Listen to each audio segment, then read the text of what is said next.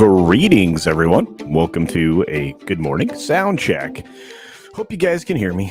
Looks like it's going to be a great day. Well, for most of us, most of the time. I feel bad for people in certain parts of the world that are having some major issues. Hopefully, we resolve those in the near future. You know it has to happen soon. We have our friend Keith Howard in the chat, also one-man show.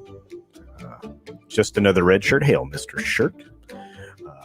We've got D. Bud Martin hanging out with us, of course, and Snortopupus Q. Burr. Great to see you, my friend. We've got Cody Guy with us this morning, as well as our friend Canadian Spider-Man. Good to see you. On top of that is Theme Park Casual hanging out, saying, hey, kids, hey to you, my friend. Hopefully things can progress more towards normal for you in the part of the world that you're in currently. Master Sidearms looks like he's hanging out with us this morning. Good to see you. And, of course, Liger Fan, our friend there. And Joaquin Stark is hanging out.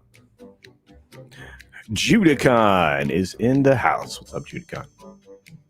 Critizable, the Carrot King. Now, good to see you, my friend. Brightest Day is here. Looks like there are challenges in the future for him. Everybody try to support him in his channel. Tina's hanging out here, getting ready for the move. I hope it goes well, Tina. I really do. Storyman Jack is with us today. And Zax is hanging out. Wow, we're closing in on it. We've got Cosmic Squirrel here. There's Trina, Lasso of Truth. Good to see you. Rob Altus is here as well. Richie Dupe is here. What's going on? And Machiny Draw sends a $10 super sticker, a Shiba Inu hug and a heart. Well, thank you, Machiny. Great to see you, my friend. Hope everything went well on your stream yesterday. On that note, let's get started. Here we go.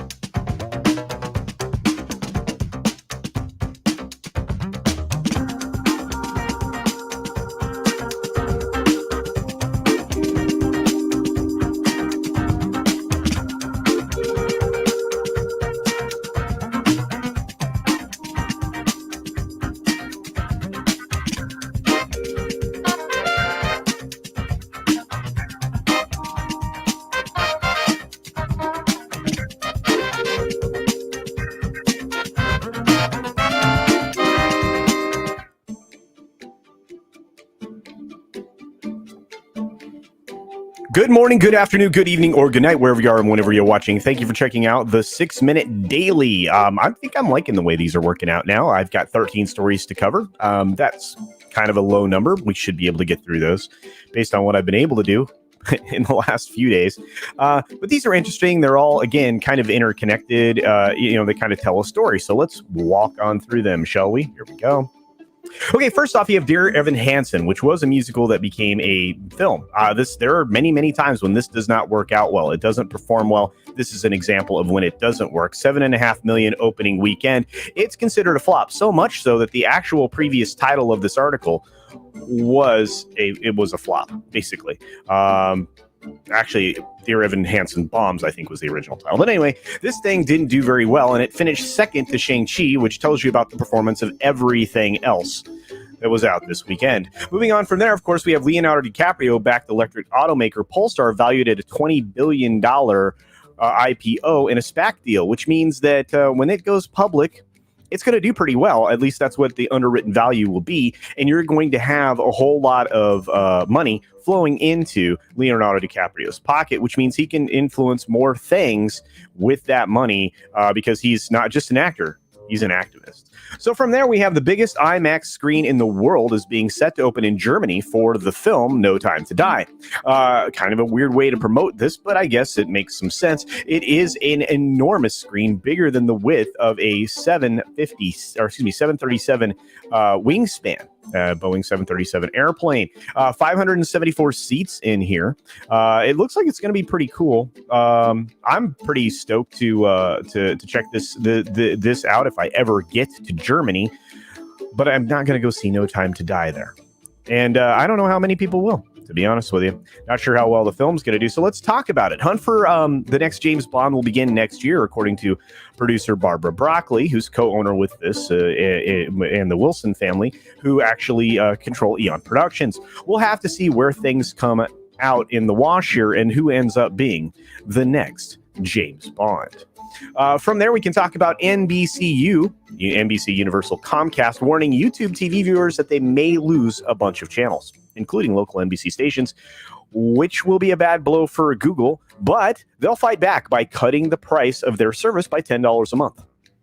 Holy cow. So I don't know how much this carriage deal is per subscriber, or what the number is that NBC wants to, charge Google, but yeah, they may be at an impasse. We'll have to see.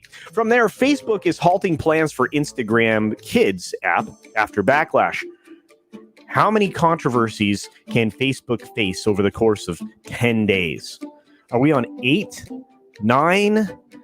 I mean, the commentary around this is significant. You have people like Real Time with Bill Maher, of course, Bill Maher himself, examining the root causes of Facebook's dysfunction. And let me tell you, I mean, the polarization, the continued polarization of this country, the lack of unity, everything that you were told that would happen, it is actually being enforced in the entirely other direction by everyone, from the news media to the obviously the many of the tech companies that participate in the social media space. For example, Facebook. Pretty interesting. And of course, Bill Maher's been saying some smart stuff recently. It's been really kind of cool to see him return to some extent to his original form, where he found himself in the middle saying, let's take a deeper look at this. I agree with him. Apple TV Plus had fewer than 20 million subscribers as of July 2021 in the US and Canada. Now, they're only telling you about North American platform because they're available in a whole lot of other countries. They wanted to do this to tell the IATSE that they should still qualify for a discounted rate by their members. Except one of the things the IATSE wants to eliminate is the discount rate completely for any kind of streaming, because it doesn't make sense now. The original deal was cut in 2009. The new deal that IATSC wants is, some compensation for the streaming work that they do. Netflix's amortized content spending rise is going to go up 26%. That's significant, to about $13.6 billion, and it's projected to rise even further, maybe 17 to 19 million in 2022. You also have Aussie media accused of impersonating a Google executive, inflating web video traffic, says the New York Times, in a Potemkin Village scheme.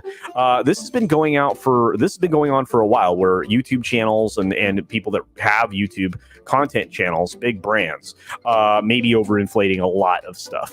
So we'll have to see how this shakes out in the end. But from one fraud to another, ESPN reporter Adam Schefter's gambling app investment raises eyebrows in Bloomberg report. Now, I'm not saying this could be fraud. I'm saying it could be fraud. And a lot of people are concerned about this because it will influence how he reports things, since he's an inside reporter on sports. It was bad news. Chiefs Andy Reid was in stable condition. He was hospitalized after yesterday's loss. And the Brewers finally got around to honoring Bob Uecker for 50 years behind the microphone. Uecker, of course, has been in many films, television commercials, and even TV shows. And he's always been a source of comedy. But I have run out of time. So be sure to take care of yourself, take care of others, wash your hands, of course, because it's good hygiene. And until next time, bye. Thanks for visiting today. Be sure you're subscribed and hit that for alerts. Yay! Of course, like and share all of the videos that you can, as it helps with the algorithm. Have a great day.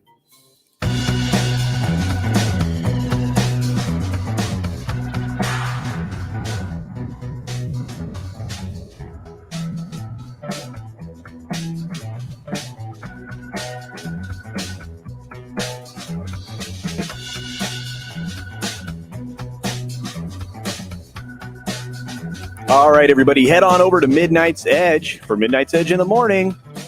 We'll see you in the chat.